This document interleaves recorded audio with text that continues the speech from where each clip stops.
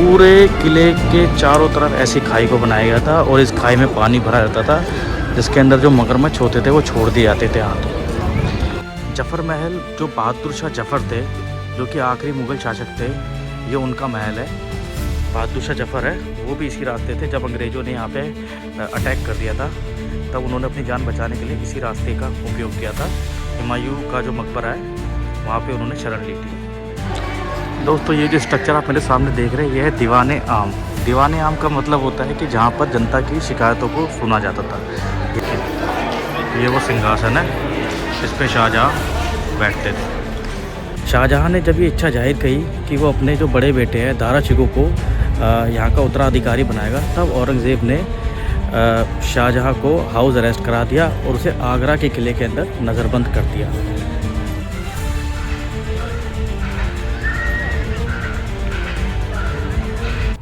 दोस्तों स्वागत है आपका एक नई वीडियो में। आज हम आपको दिखाएंगे दिल्ली का वो ऐसा ऐतिहासिक किला जिसे कभी शाहजहाँ से लेकर अंग्रेज़ों तक ने राज किया।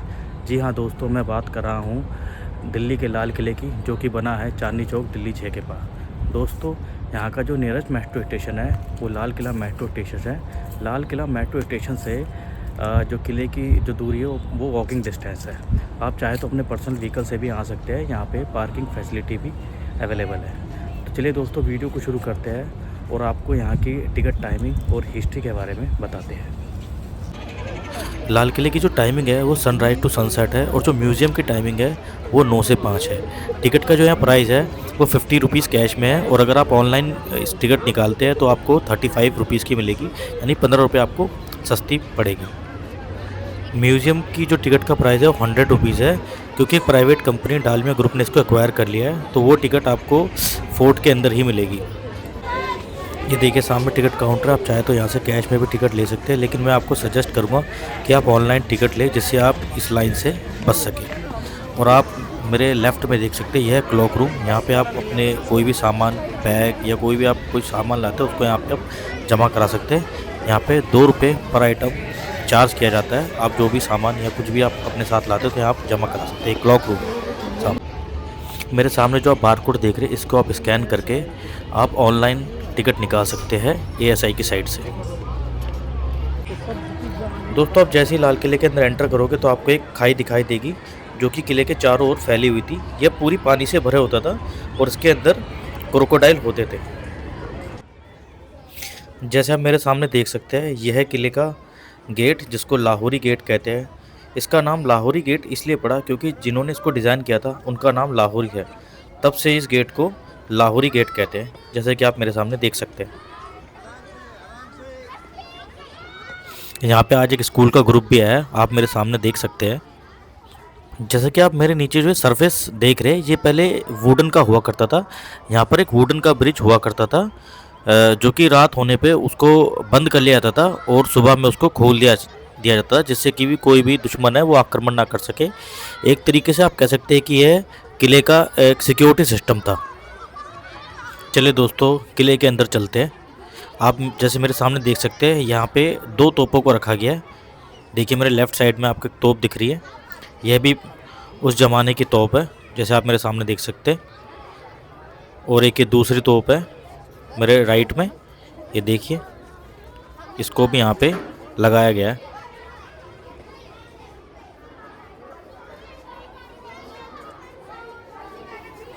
चलिए दोस्तों अंदर चलते हैं और आपको इस किले को अंदर से दिखाते हैं।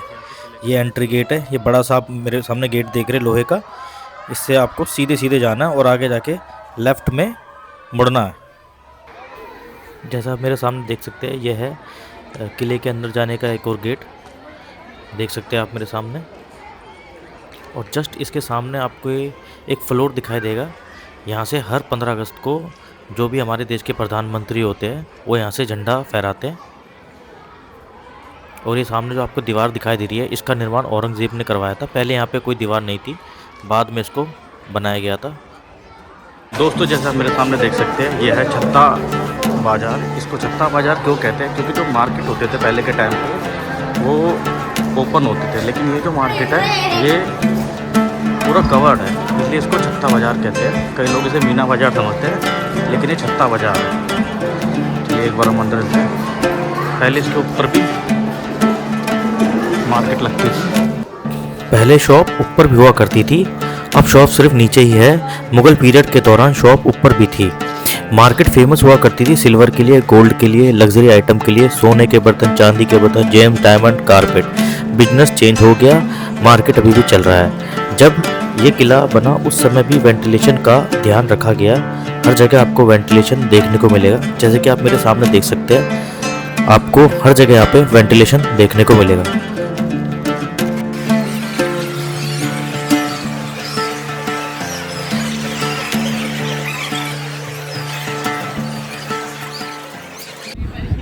दोस्तों, शाहजहाँ ने इस किले का निर्माण सन 1638 में शुरू किया था और तकरीबन सन 1648 में किला बनकर तैयार हुआ था।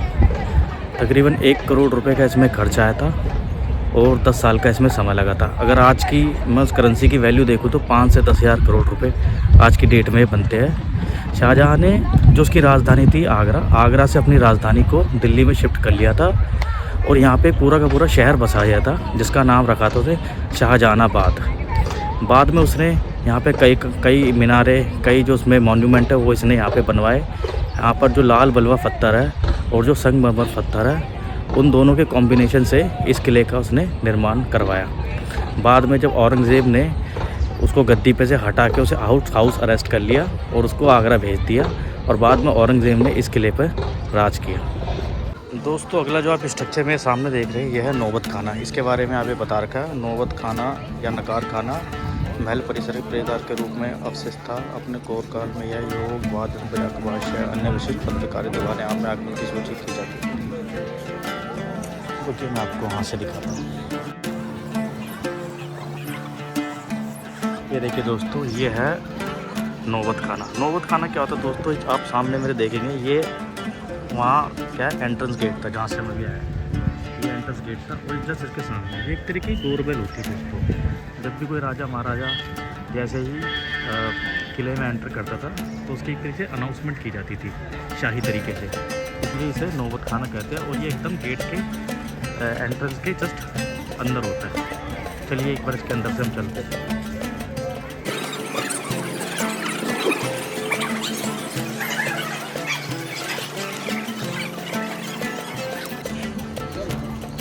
आप सामने एक स्ट्रक्चर देख सकते हैं। चलते एक बार देखते क्या है, स्ट्रक्चर्स के बारे में जानते हैं। दोस्तों, ये जो स्ट्रक्चर आप मेरे सामने देख रहे हैं ये है दीवाने आम। दीवाने आम का मतलब होता है कि जहाँ पर जनता की शिकायतों को सुना जाता था। यहाँ पे जो शाहजहाँ थे वो जनता से रूबरू होते थे और उनकी जो भी समस्याएं होती थी उनको सुनते थे और उसका निवारण करते थे। चलिए एक बार इसे अंदर से हम देख लेते हैं।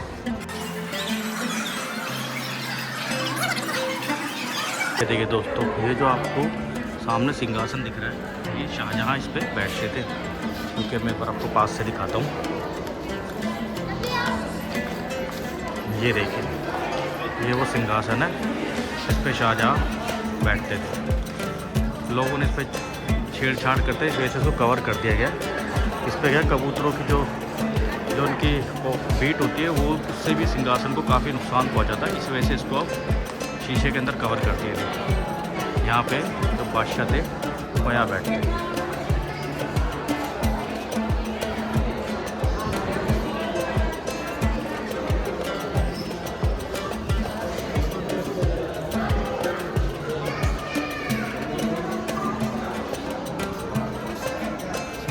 ये देखिए आपको सामने ना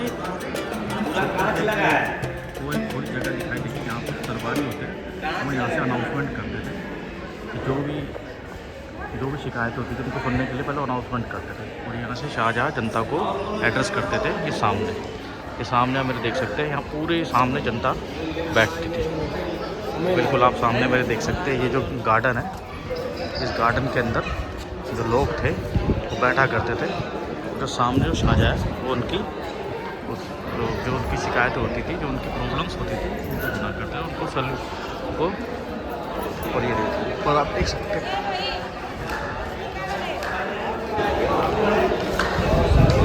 पूरी की पूरी सिमेट्रिक शेप में है। देखिए पूरा जो मुगल आर्किटेक्चर है वो यहाँ पे दिखाया गया।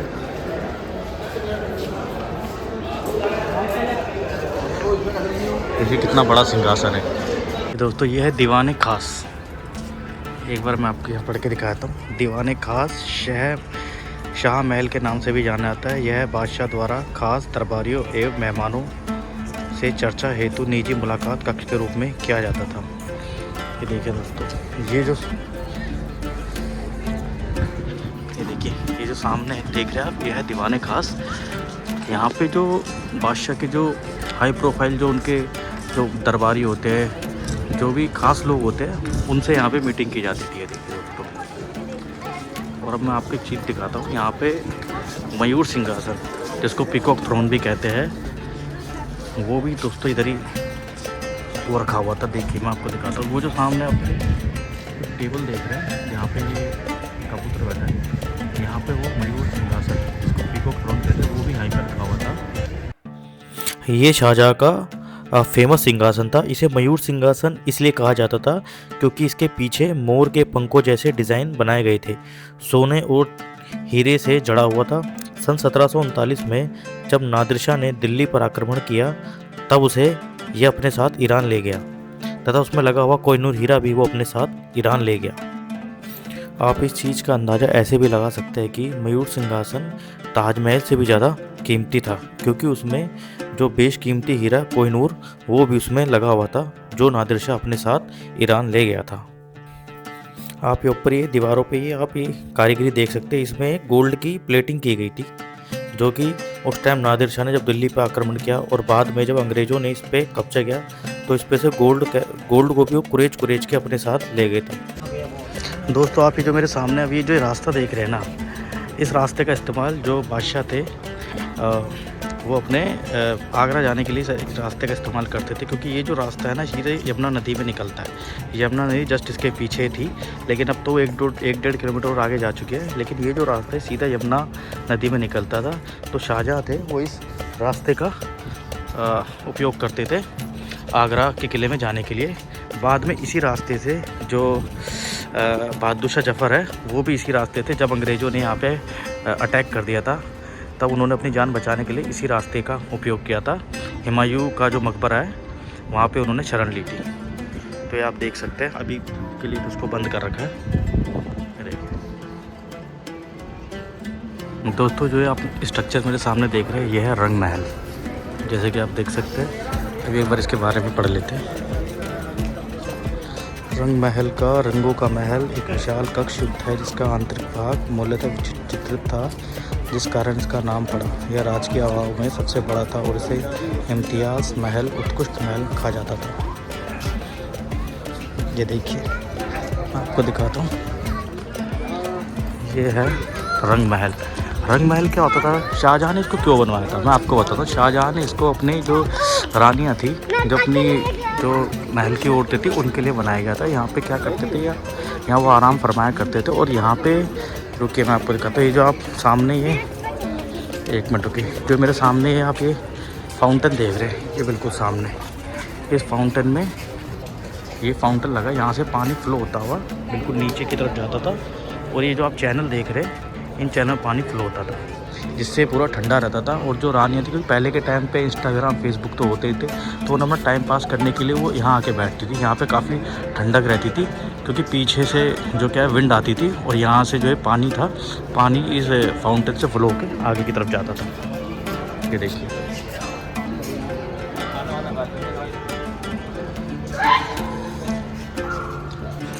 ये देखो वाटर चेंज, ये यहाँ पे फाउंटेन लगाए गए। यमुना का जो पानी था उसका यहाँ पे इस्तेमाल करके उस पानी को यहाँ पे लाया गया था, और उससे इन फाउंटेन को चालू किया गया था। देखिए ये सामने देखिए, ये है रंग महल। इसको जो बादशाह की जो शाहजहाँ की जो बेगमें थी, उनके लिए इसको बनाया गया था, ताकि यहाँ पे एक आराम कर सके। एक तरीके की एक आरामगाह बनाई गई थी उनके लिए। ये देखिए अंदर भी संगमरमर से पूरा इस पर काम किया हुआ है। देखिए मतलब एक तरीके से आप देखो कि शाहजहाँ ने है ना अपनी औरतों के लिए वो सारी फैसिलिटी कर रखी थी यहाँ पे जो उनको चाहिए थी। मतलब उन्हें बाहर ना जाना पड़े, क्या किले के अंदर ही उनका सारा टाइम पास हो जाए।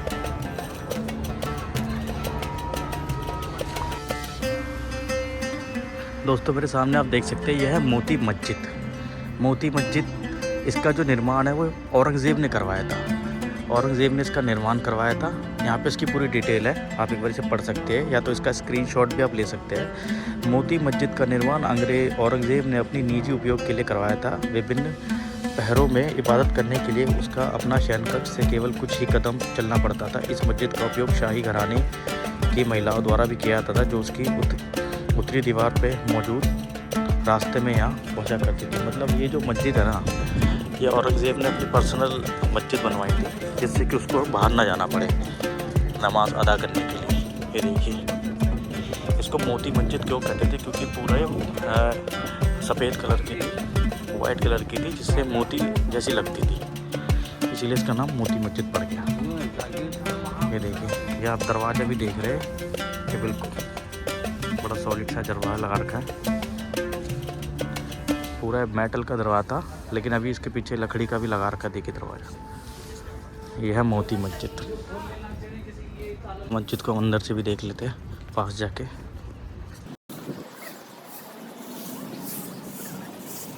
देखिए अंदर से मस्जिद का नज़ारा। औरंगज़ेब से जुड़ा एक फैक्ट मैं आपको और बताता हूँ दोस्तों। औरंगज़ेब ने जब यहाँ रूल करना स्टार्ट किया, तब उसने संगीत पे पूरी तरीके से बैन लगा दिया।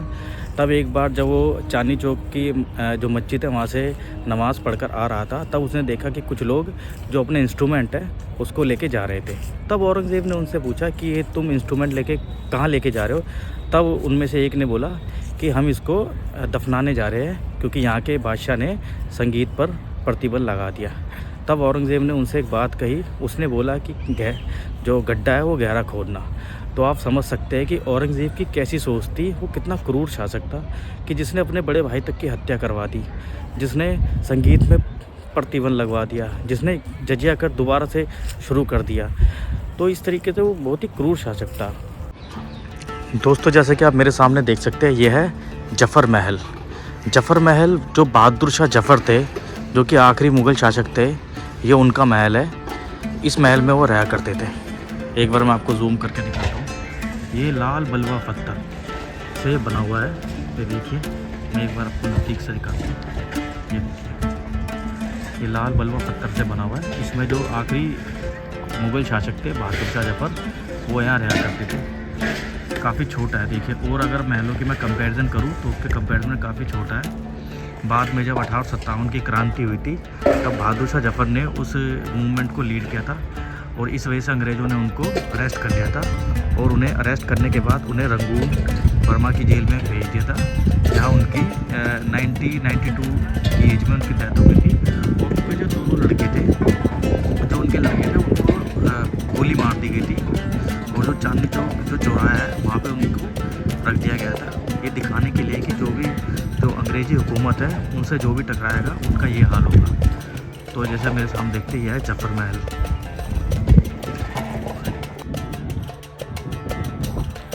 दोस्तों इस किले का जो नाम है ना, वो लाल किला नहीं था पहले। इस किले का जो नाम है वो किला मुबारक था। बाद में लोगों ने इसके लाल रंग के कारण इसको लाल किला कहना शुरू कर दिया। शाहजहाँ ने जब ये इच्छा जाहिर करी कि वो अपने जो बड़े बेटे हैं दारा शिकोह को यहाँ का उत्तराधिकारी बनाएगा, तब औरंगज़ेब ने शाहजहाँ को हाउस अरेस्ट करा दिया और उसे आगरा के किले के अंदर नज़रबंद कर दिया। बाद में उसने अपने बड़े भाई दारा शिकोह की भी हत्या करवा दी और उसकी गर्दन काटकर अपने पिता शाहजहाँ को आगरा भेज दी। दोस्तों जैसे कि आप मेरे सामने देख सकते हैं, यह है कि मुमताज़ महल। इसका जो निर्माण है वो 1658 में इसका नामकरण शाहजहाँ द्वारा अपनी प्यारी बेगम मुमताज़ के नाम पर किया गया था। चलिए एक बार हम इसको भी अंदर से देख लेते हैं। ये देखिए, ये है मुमताज़ महल। ये देखिए, सन 1857 की क्रांति के बाद अंग्रेज़ों ने इसे अपनी एक कारागाह बना लिया था, जहाँ पे वो सैनिकों को और जो भी कारागाह था उनको रखते थे। देखिए, यह है मुमताज़ महल।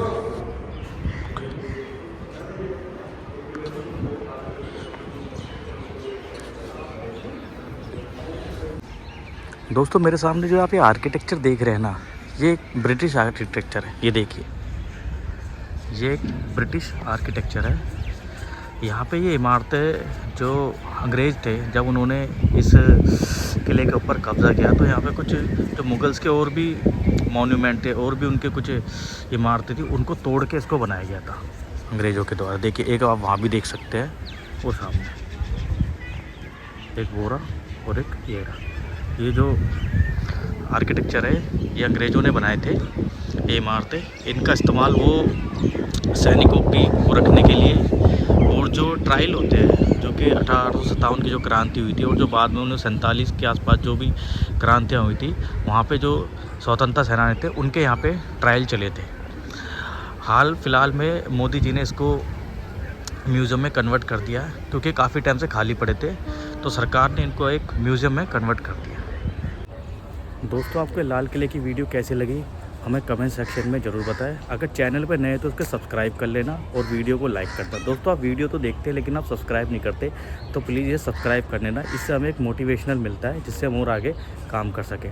तो चलिए दोस्तों, मिलते हैं फिर किसी और वीडियो में किसी और हेरिटेज साइट पर। तब तक के लिए धन्यवाद।